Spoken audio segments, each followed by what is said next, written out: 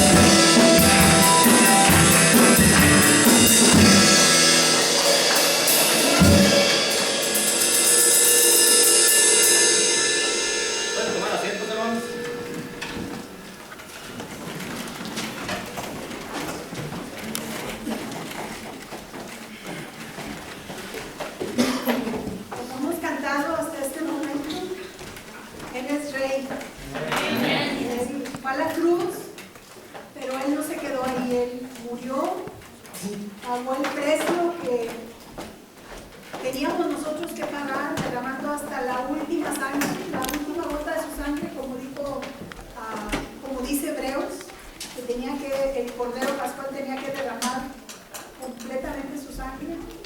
Fue lo que hizo Jesús, murió en la cruz, dio su vida por nosotros, y pareciera que todo fuera triste, y es de suponerse que había tristeza. La muerte siempre trae tristeza, pero lo que el enemigo de nuestras almas, que fue el que empujó a Jesús a la cruz, pensó que ya había vencido. Al tercer día pudimos ver la gran victoria del Señor Jesús, y ahora estamos celebrando la resurrección de Jesús, y estamos tan acostumbrados a hacerlo, ya sabemos de que cada año hacemos lo mismo, a lo mejor cambiamos programas, hacemos algo diferente, pero celebramos la resurrección de Jesús. Pero en esta mañana yo quiero que podamos entender la realidad de la resurrección de Jesús. Para entender y poder comprender la magnitud de ese hecho, necesitamos mirar un poquito atrás. Sí, porque quizás la gente dice, bueno, pues en el Antiguo Testamento hubo personas que resucitaron. ¿Se acuerdan? La hija de la viuda, otros más que resucitaron en el Nuevo Testamento. Lázaro resucitó, en el tiempo del apóstol Pablo también.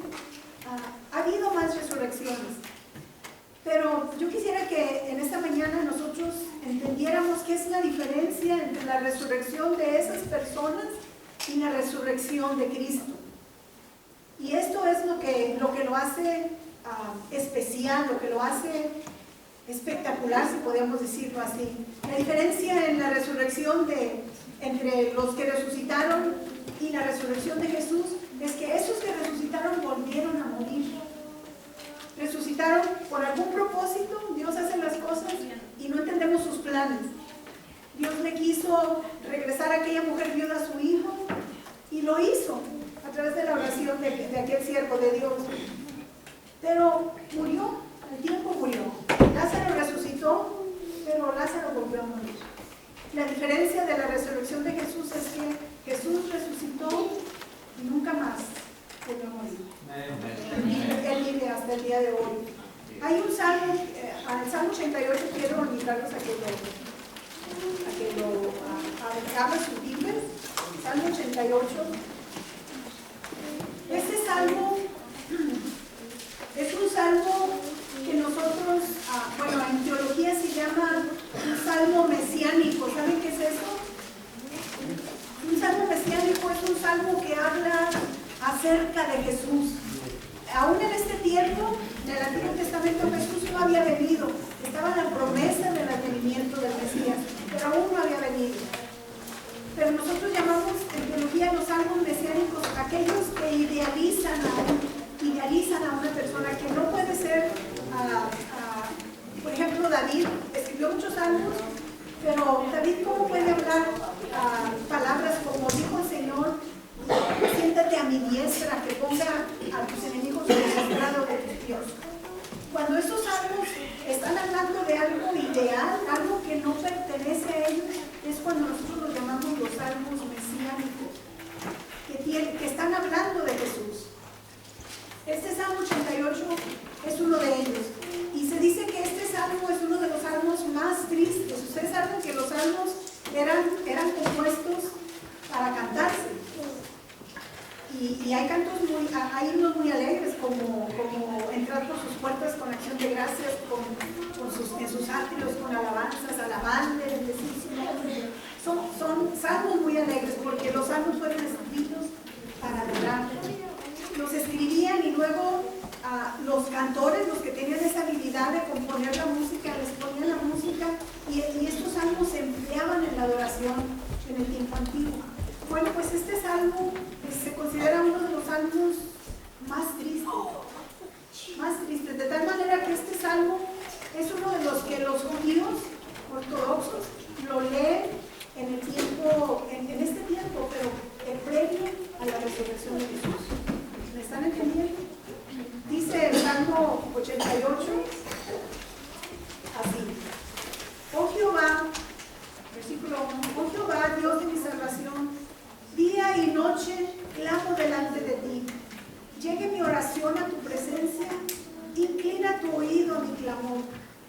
alma está hastiada de males y mi vida cercana al Seol. El Seol es la muerte. Soy contado entre los que descienden al sepulcro. Soy como un hombre sin fuerza, abandonado entre los muertos, como los pasados a espada que yacen en el sepulcro, de quienes no te acuerdas ya, y que fueron arrebatados de tu mano. Me has puesto en el hoyo profundo, en tinieblas, en lugares profundas. ¿Se fijan la tristeza con la que está escrito este salmo? Dice, sobre mí reposa tu ira, y me has afligido con todas tus ondas. Has alejado de mí mis conocidos, me has puesto por abominación a ellos. Encerrado estoy y no puedo salir. Mis ojos se enfermaron a causa de mi aflicción. Te he llamado, oh Jehová, cada día. He extendido a ti mis manos. ¿Manifestarás tus maravillas a los muertos? ¿Se levantarán los muertos para alabarte? ¿Será contada en el sepulcro tu misericordia o tu verdad en el lavador? ¿Serán reconocidas en las tinieblas tus maravillas y tu justicia en la tierra del olvido? Mas yo a ti he clamado, oh Jehová, y de mañana mi oración se presentará delante de ti. ¿Por qué, oh Jehová, desechas mi alma? ¿Por qué escondes de mí tu rostro? Yo estoy afligido y menesteroso. Desde la juventud he llevado tus terrores, he estado medroso. Sobre mí han pasado tus iras y me oprimen tus terrores. Me has rodeado como aguas continuamente, a una me han cercado. Has alejado de mí al amigo y al compañero, y a mis conocidos has puesto en tinieblas. ¿Encontraron algo agradable en todo esto? Tristeza. Si uno se mete en el salmo, tú lloras al pensar la situación en la que esta persona se encuentra. Volviendo a lo que les decía al principio, que este salmo es un salmo mesiánico, es un salmo que está hablando de los dolores de Jesús en su muerte. Para entender lo que es la resurrección de Jesús, necesitamos saber de dónde Dios resucitó a Jesús. ¿De dónde lo resucitó? De la muerte. Pero ¿saben ustedes que hay 3 muertes? No. Hay 3 muertes. Que toda persona, blanco, negro, o mexicano, norteamericano, quien sea, va a enfrentar. Son 3 muertes. Primero, la muerte física. Esa todos la conocemos, ¿verdad? Donde el cuerpo se separa del alma y el espíritu. Y ya el alma y el espíritu van a donde el día decidieron ir. Y el cuerpo queda inerte. Esto lo llamamos nosotros la muerte física. Después está la muerte espiritual. La muerte espiritual es esa muerte que Adán sufrió cuando desobedeció a Dios. ¿Se acuerdan? Cuando Dios le dijo a Adán, por lo que esto hiciste, de cierto morirás. Esas fueron las palabras textuales de Dios a Adán, de cierto morirás. ¿Y saben cuál fue la muerte de Adán? Porque no murió inmediatamente. ¿Cuál fue la muerte de Adán? Fue separado de Dios, fue echado fuera del Edén, que era donde tenía la comunión con Dios. Esa es la muerte espiritual. Y nosotros podemos estar vivos, podemos andar caminando en el cine, haciendo lo que queremos, pero si no estamos en una relación con Jesús, estamos muertos. Estamos separados de Dios. Esa es la segunda muerte que se sufre. Pero hay una tercera muerte también. La Biblia la llama la segunda muerte. Esta muerte es la muerte cuando ya te mueres físicamente, ya pasaste la muerte espiritual. Si no aceptaste a Jesús, pasaste la muerte espiritual, te separaste de Dios. Pero la segunda muerte que Apocalipsis habla es aquella donde ya estás separado completamente de Dios. La segunda muerte que yo les hablé, la muerte espiritual, las personas pueden estar vivas pero están muertas espiritualmente. Dice la Biblia, vosotros estás muertos en vuestros delitos y pecados, pero la gente puede seguir viva. Mientras viva tiene la oportunidad de conocer a Dios, de tener una relación con Dios, no tanto de conocerlo intelectualmente, sino de tener una relación con Dios y vivir.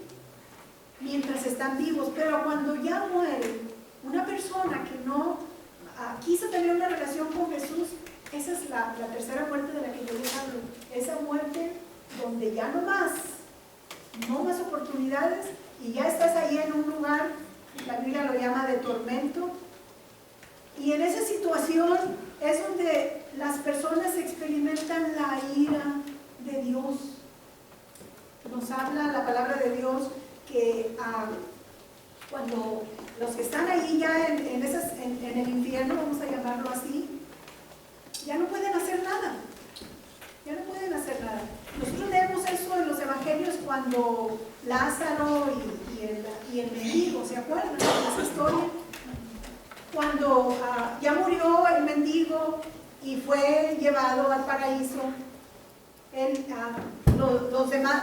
los que no quisieron ayudarlos dice la Biblia que estaban en tormento y le decían: Lázaro, de donde estás, por favor, toca la punta, mete tu dedo en agua y toca la punta de nuestro dedo, porque aquí es un lugar horrible. Y nos dice ahí la escritura, la palabra de Dios dice: pero nadie puede pasar de un lugar a otro. Pero aquel que pedía misericordia, él decía: es que estoy en este lugar de tormento. Y ahí ya en ese lugar de tormento ya no hay ninguna salvación. ¿Me entienden? 3 muertes, acuérdense. 3 muertes. La muerte física, la muerte espiritual y la segunda muerte. Este salmo que leímos pareciera que el personaje está en esa segunda muerte. Si ustedes se fijan, los versículos del 10 al 12 dice: manifestarás tus maravillas a los muertos, se levantarán los muertos para alabarte, será contada en el sepulcro tu misericordia, aquí habla del sepulcro, o tu verdad en el Abadón, se refiere a ese lugar de tormento. En ese lugar se encontraba este personaje. Y si estamos hablando que este es un salmo mesiánico, se está refiriendo a Jesús. Por eso cuando nosotros entendemos de dónde fue resucitado Jesús, nosotros valoramos y adoramos, exaltamos el nombre del Señor, porque Él fue resucitado de ahí, de entre esas 3 muertes. Quiero que vayan conmigo a Mateo, donde se relata la muerte del Señor Jesús.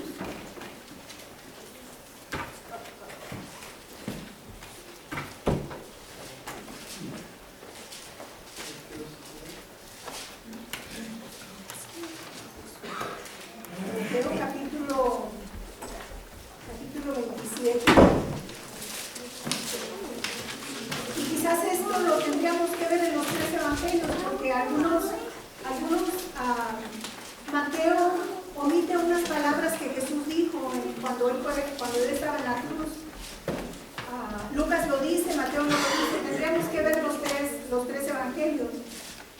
Pero quizás para ustedes es familiar las 7 palabras. ¿Alguien sabe cuáles son las 7 palabras que Jesús dijo desde la cruz? ¿Tienen idea o han escuchado? ¿Sí? No. ¿No? Hubo más de 7 palabras, por supuesto, que Jesús dijo cuando él estaba en la cruz. Pero si podemos recordar algunas de ellas, fue: primero, Señor, perdónalos, porque no saben lo que hacen. Esa fue una de las frases. Otra de las frases fue: tengo sed. En tus manos encomiendo mi espíritu. Y la última que él dijo: consumado. Fueron diferentes palabras que el Señor Jesús expresó desde la cruz. Pero volviendo a lo de las 3 muertes de las que Jesús fue resucitado, para poder entender de dónde Él fue levantado y poder valorar lo que Él hizo, quiero que por un momento ustedes piensen cuando Jesús fue puesto en la cruz. Ya todos sabemos, hasta películas se han hecho de todo lo que Jesús sufrió en la cruz. Ni siquiera tengo que decírselos porque todos lo sabemos, pero lo encontramos aquí en los evangelios. Y lo podemos leer desde los versículos 31 hasta el 56 del capítulo 27 de Mateo. Voy a leer algunos, solamente quiero que mantengan su mirada en él. Dice así: cuando salían, hallaron a un hombre de Cirene que se llamaba Simón. A este obligaron a que llevase la cruz. Y cuando llegaron a un lugar llamado Gólgota, que significa lugar de la calavera, le dieron a beber vinagre mezclado con miel. Pero después de haberlo probado, no quiso beberlo. Cuando le hubieron crucificado, repartieron entre sí sus vestidos, echando suertes, para que se cumpliese lo dicho por el profeta. Partieron entre sí mis vestidos y sobre mi ropa echaron suertes. Y sentados le guardaban allí y pusieron sobre su cabeza su causa escrita: este es Jesús, el Rey de los Judíos. Entonces crucificaron con él a dos ladrones, uno a la derecha y otro a la izquierda.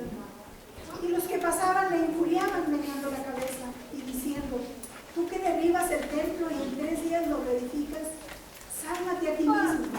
Si eres hijo de Dios, desciende de la cruz. De esta manera también los principales sacerdotes, escarneciéndoles con los escribas y los fariseos y los ancianos, decían: a otros amó, a sí mismo no se puede salvar. Si es el Rey de Israel, descienda ahora de la cruz y creeremos en él. Si confió en Dios, pues que Dios le dijo que era hijo de Dios. Lo mismo le injuriaban también y los ladrones que estaban crucificados con él. Y desde la hora sexta hubo tinieblas sobre toda la tierra hasta la hora 9. Jesús, hermano, estuvo en la cruz, vamos a decir, desde las 10 de la mañana hasta como las 3 de la tarde. Crucificado, perdiendo sangre, siendo burlado, como ya leímos aquí, no tan solo los que estaban ahí, pero los que pasaban. Y lo acusaban, ¿de qué lo acusaban a Jesús? Lo acusaban de ser llamado el Hijo de Dios. Para ellos fue la mayor blasfemia, los religiosos especialmente, fue su mayor blasfemia. Fue acusado de ser el Hijo de Dios. Duró Jesús más o menos de las 10 a las 3. Y dice aquí que como a la hora 9, podría ser como entre las 6 de la tarde por ahí, fue cuando Jesús dice que gritaba y decía en hebreo, decía, le pedía a Dios que lo librara. ¿Y por qué lo había desamparado? Era una de las frases. ¿Por qué me has desamparado? Más o menos Jesús murió en ese tiempo, entre las 6, las 7, las 8, más o menos en ese tiempo. Y yo siempre he entendido que en el momento en que Jesús murió, él fue a la misma presencia de Dios, porque él era la ofrenda por su pecado. Quiero recordarles un poquito la costumbre que el pueblo de Israel tenía. Ellos cada año ofrecían un cordero impecable, y ese cordero era ofrecido por los pecados de todo el pueblo. Y solamente el sumo sacerdote podía entrar al lugar santísimo y ofrecer esa ofrenda. Y solamente se hacía una vez al año. Y cuando el sacerdote entraba a ese lugar, no sé si tengan idea cómo era el templo en aquel tiempo, pero era enorme y había un lugar que le llamaban el lugar santísimo, era el lugar donde solamente los sacerdotes entraban y ofrecían las ofrendas. Y ahí solamente, otra vez el sumo sacerdote. Después estaba donde estaban el lugar santo, y luego había muchas divisiones, estaban de los gentiles, de las mujeres, de los hombres, grandísimas muchas divisiones. Pero este sacrificio se hacía una vez al año y solamente el sumo sacerdote podía entrar. Y cuando el sumo sacerdote entraba del lugar santo al lugar santísimo, había unas cortinas gruesas que cubrían para que nadie pudiera ver ese lugar. Cuando el sumo sacerdote iba a entrar a ofrecer la ofrenda por el pecado de toda la nación,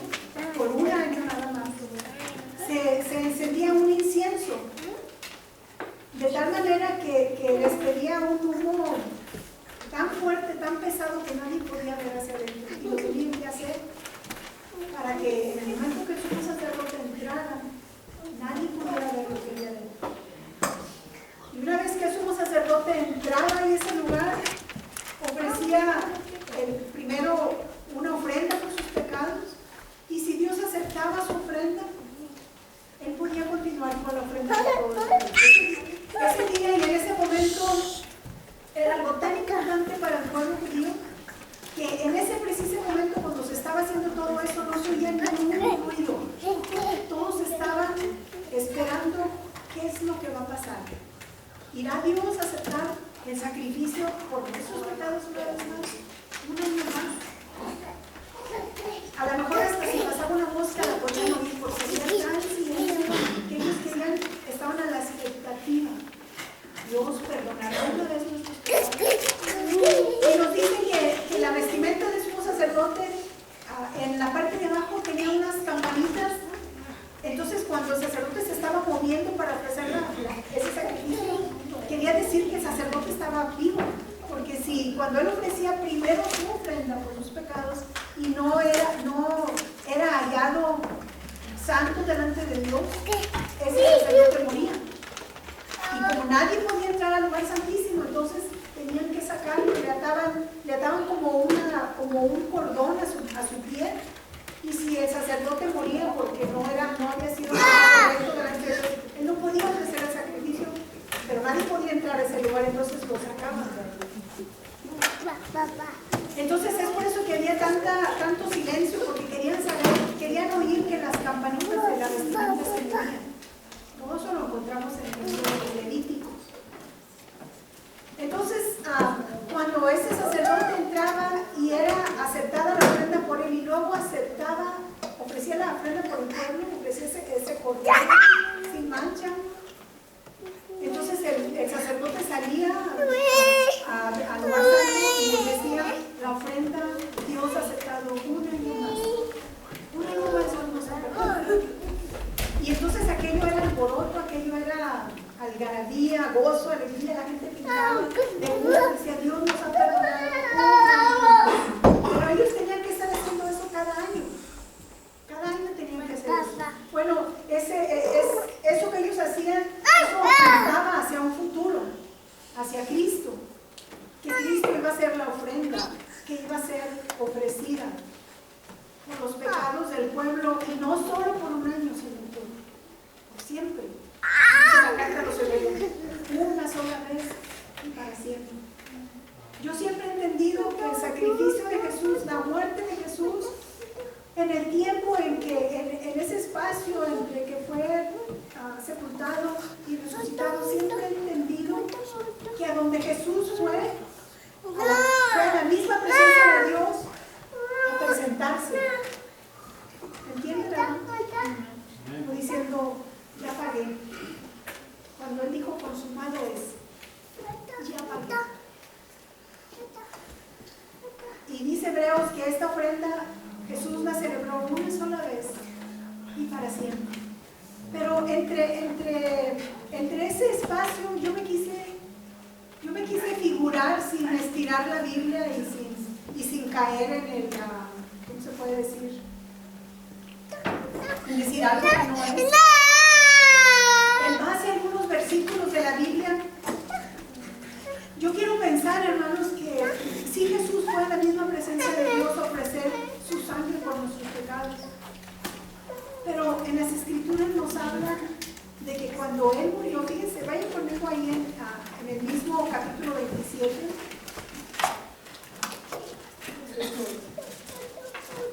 Capítulo 27, versículo 51. Versículo 50. ¿Están conmigo? Dice, mas Jesús, habiendo otra vez clamado a gran voz, entregó el Espíritu.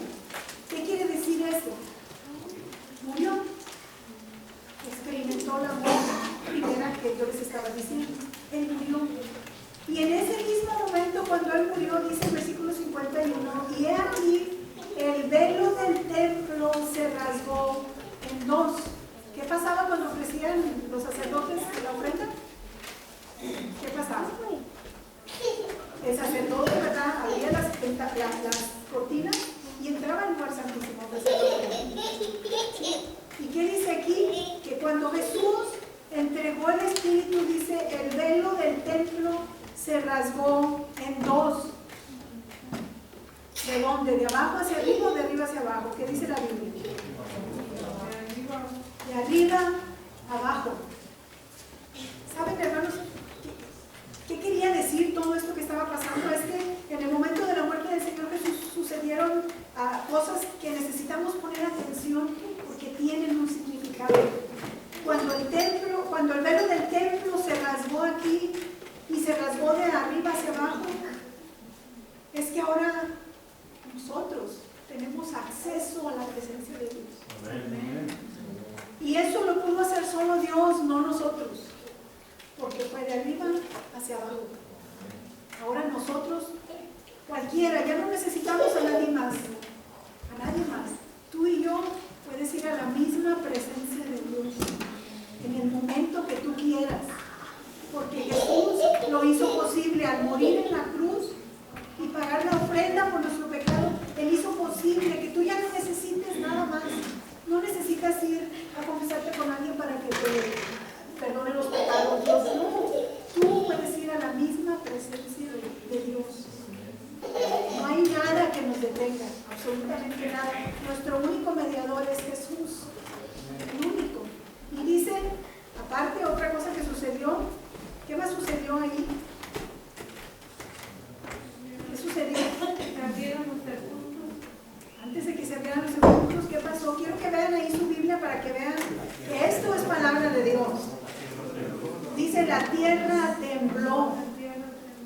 La tierra tembló como si la tierra estuviera enojada por lo que había sucedido, porque habían matado al autor de la vida. Dice, la tierra tembló y las rocas se partieron. Hace un momento leímos en la porción bíblica ahí que que José de Arimatea le ofreció a Jesús una de las tumbas que él tenía. Y no sé si pusieron atención, pero dice labrada en piedra. Labrada en piedra.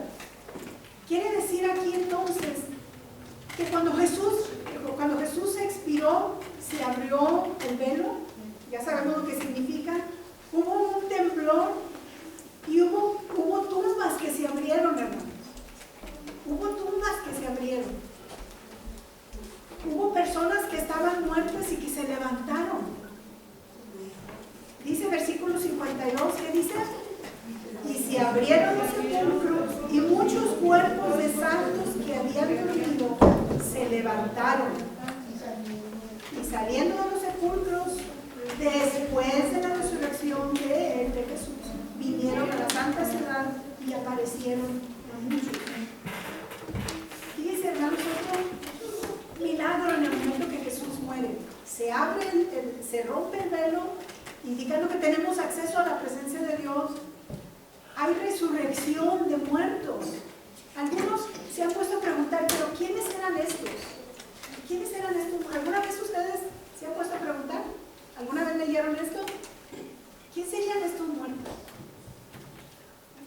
Algunos dicen, algunos teólogos que profundizan en las escrituras y en otros idiomas, ellos dicen, es posible que hayan sido aquellos que murieron creyendo. No habían visto a Jesús, pero creían en la promesa del Mesías. Creían en esa promesa. Ellos sabían, mucho tiempo atrás, Dios había prometido que iba a venir el Mesías y que era el que los iba a librar del pecado. Y ellos creyeron. Nosotros podemos recordar algunos. Por ejemplo, ¿qué fue lo que mantuvo a Abraham viendo a Dios como si viera al invisible? ¿Qué lo mantuvo a él? Su fe en alguien que él no vio, pero que oyó que un día vendría. ¿Quién fue que mantuvo a Noé con esa firmeza en el momento cuando todos se burlaban y él estaba construyendo el arca? Porque Dios le había dicho construir un arca porque yo voy a destruir al pueblo. ¿En quién estaba confiando Noé? Dios. Y así podemos nombrar algunos. Muchos.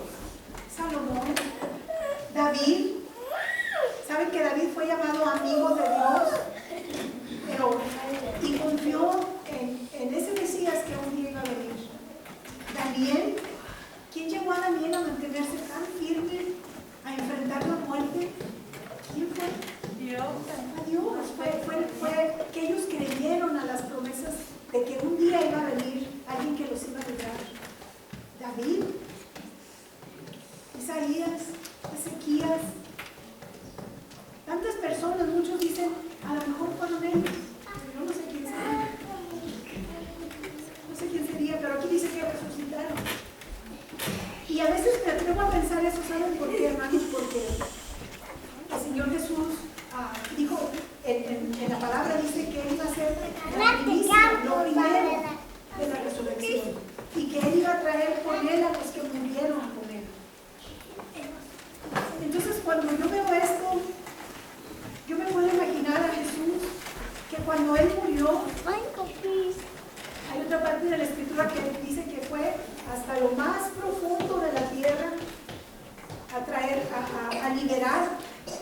los que estaban cautivos.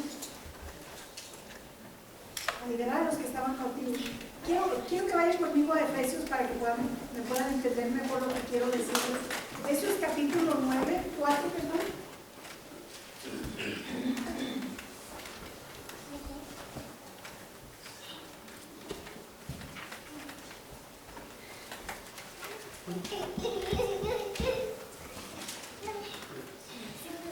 Efesios capítulo 4, versículo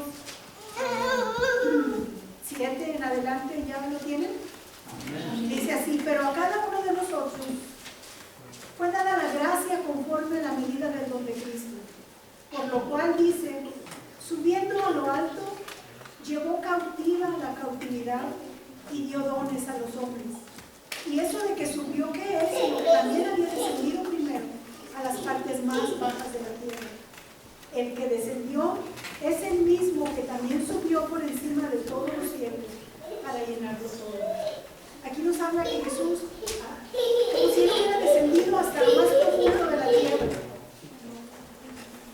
Cuando nosotros pensamos, cuando nosotros vemos aquí, leemos de Jesús que él fue resucitado, ¿cómo se dice? Sepultado, y después que se abrieron las tumbas y que se levantaron esas personas, quien quiera que haya sido, yo puedo verlo aquí, hermanos, como el Señor diciéndonos: yo ya triunfé sobre la muerte.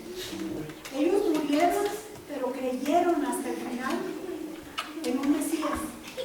Ahora él cumple su promesa, como Dios cumple su promesa de levantarlo. En otras palabras, Él premia la fe de ellos, ¿entienden esto? Él premia la fe de ellos. Ahora, cuando Jesús estaba vamos a pensar, como leímos el Salmo 88, en lo profundo de la tierra, yo no sé, a lo mejor ahí era donde estaba, como dice el Salmo 88, pareciera que Jesús estuviera en la tierra sufriendo los dolores de la muerte. Vamos a imaginarnos que en ese momento, cuando Jesús está ahí en ese lugar, vamos a pensar que de momento en el cielo el Padre con el Espíritu Santo se ponen, y vamos a pensar que tienen una reunión, un meeting, y miran cómo el Hijo está sufriendo. Y quizás empiezan a hablar entre ellos y dicen: bueno, él fue condenado. ¿Por qué fue condenado? ¿Se acuerdan que les dije hace un momento? ¿De qué lo acusaron? De que se había dicho ser el Hijo de Dios. Jesús tuvo una corte terrenal y fue hallado culpable, es lo que vemos, ¿no es cierto? Dijeron: él es culpable, Barrabás es inocente, él es culpable.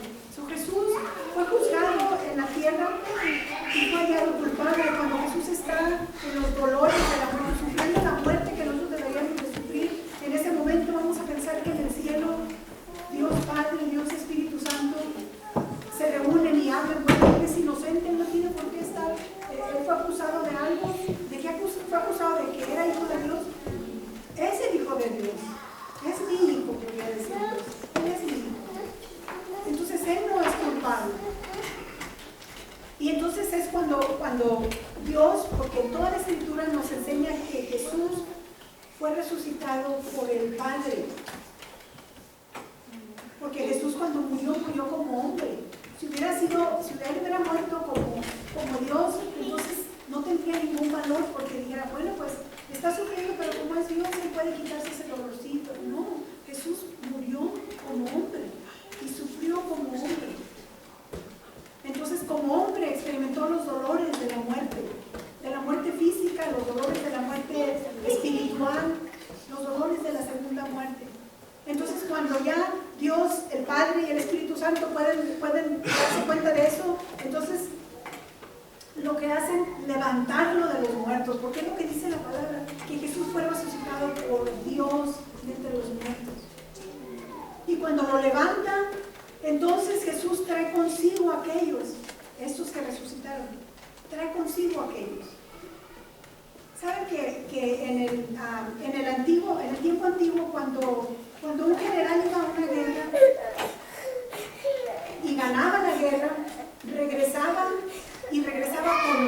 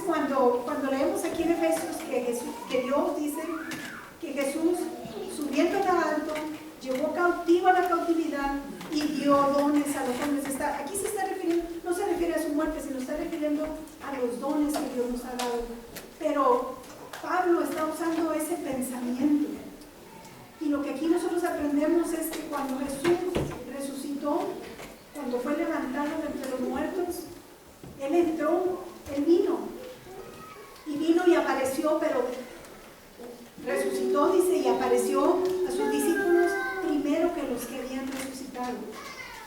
¿Y a qué vino Jesús después de que resucitó? ¿Por qué vino al pueblo? ¿Por qué vino a los suyos? Él vino a decirnos, yo he vencido la muerte. Quiero que vayan conmigo a Apocalipsis, capítulo 1.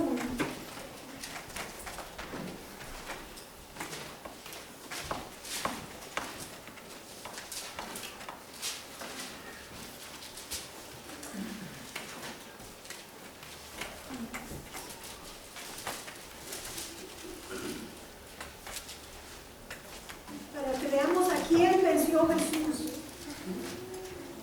Dice Apocalipsis capítulo 1, versículo, voy a leer desde el 17, dice, cuando le vi caí como muerto a sus pies, y él puso su diestra sobre mí diciéndome, no temas, yo soy el primero y el último, el que vivo y estuve muerto, mas he aquí que vivo por los siglos de los siglos, amén, y tengo las llaves de la muerte y del Hades. ¿A quién venció Jesús? A la muerte. Venció a la muerte. Dice, ahora yo tengo las llaves de la muerte y del infierno. Por eso es que, hermanos, la resurrección de Jesús nos habla de victoria sobre la muerte. Es verdad que ahora todo el mundo, todos tenemos que pasar la muerte física, pero nosotros somos hechos eternos. Y podemos morir, nuestro cuerpo aquí se acaba, pero nuestro espíritu va a vivir por siempre. Y va a ir a un lugar que nosotros decidimos aquí, ¿dónde lo vamos a pasar? ¿Dónde vamos a pasar la eternidad? La resurrección de Jesús aquí, hermanos, nos enseña que Él venció la muerte, que ya no hay por qué tenerle miedo. No hay por qué tenerle miedo a la muerte ni a la muerte primera. Porque dice el apóstol Pablo, para mí es ganancia. Dice Pablo, yo no sé qué escoger. Yo no sé si quisiera mejor vivir o quisiera mejor morir. Porque para mí la muerte es ganancia. Por eso es que la resurrección de Jesús nos enseña que Él venció la muerte, las muertes. Ya no debemos de tener miedo. Si el Señor decide en un momento llevarnos, nos va a llevar. Y vamos a estar con Él.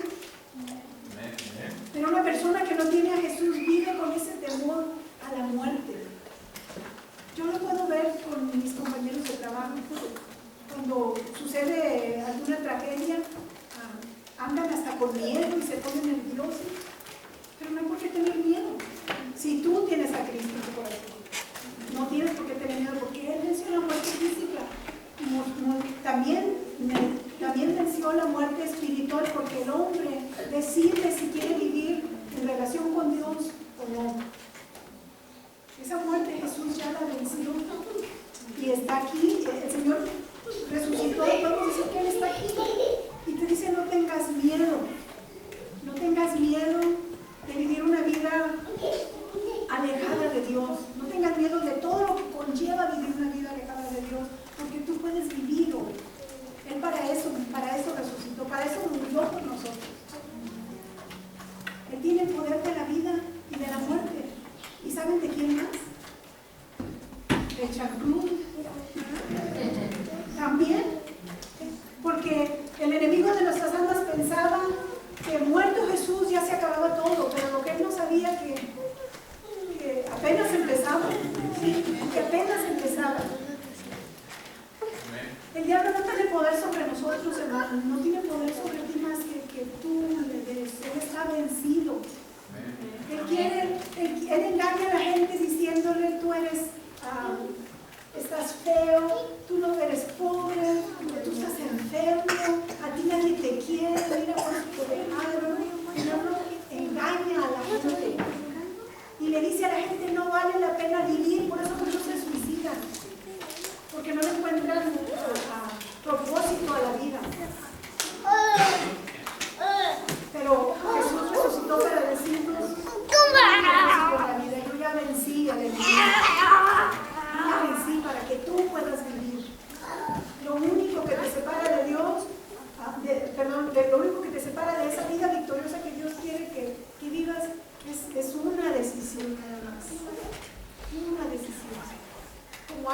cuando ve que otra persona pasa momentos difíciles, dice, yo estoy aquí, estoy a una llamada lejos de ti. ¿No ustedes esa expresión? Estoy a una llamada lejos de ti, lo que necesites. Es lo mismo que Dios dice. Yo estoy aquí. Yo vencí la muerte, ya no tienes que morir. Yo vencí la muerte espiritual, que es la separación del hombre con Dios. Yo ya la vencí. No tienes que vivir una vida triste, no tienes que vivir una vida, podría decir, que estés en depresión a cada momento. No tienes que vivir en esa situación.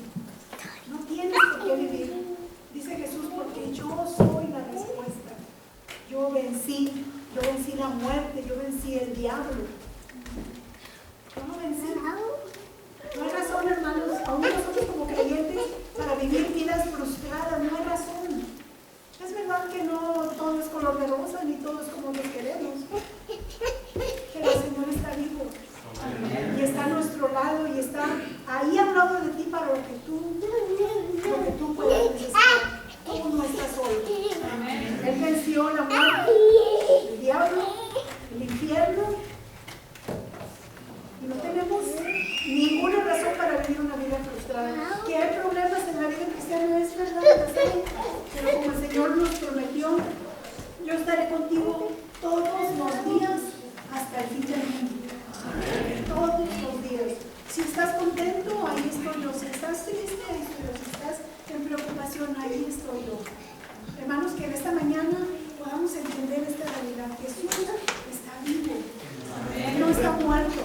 Él no está muerto, Él está vivo. Él está vivo. Quiere que sepas que Él está listo para ayudarte a salir de esa necesidad en la que te encuentras. Él está listo para sanarte si es su voluntad hacerlo. Él está listo para cualquier necesidad que tú estés pasando. Que no lo subestimes. Dios está vivo. Él está vivo. Vamos a orar, vamos a darle gracias a Dios porque gracias a su muerte nosotros tenemos vida. Señor, en esta mañana te alabamos, te bendecimos, exaltamos tu nombre, porque eres grande, Señor, eres maravilloso. Gracias porque eres nuestro Dios, Señor. Gracias porque un día diste tu vida en la cruz, Señor, y tú sufriste los dolores de la muerte por nosotros, Señor, para que nosotros podamos vivir. Gracias porque tú venciste al diablo, Señor, y podemos nosotros vivir vidas consagradas a ti, vidas victoriosas a ti, Señor. Ayúdanos a no darle lugar a él, Señor. Que seas tú siempre en nuestra vida, Señor. Que este día, que todo el mundo celebra la resurrección, para nosotros los creyentes sea una vida cotidiana, Señor. Que siempre recordemos que tú estás vivo, Señor. Y porque tú vives en nosotros, vamos a vivir. De la misma manera que tú resucitaste a esas personas, Señor, dándonos una prueba de que nosotros un día vamos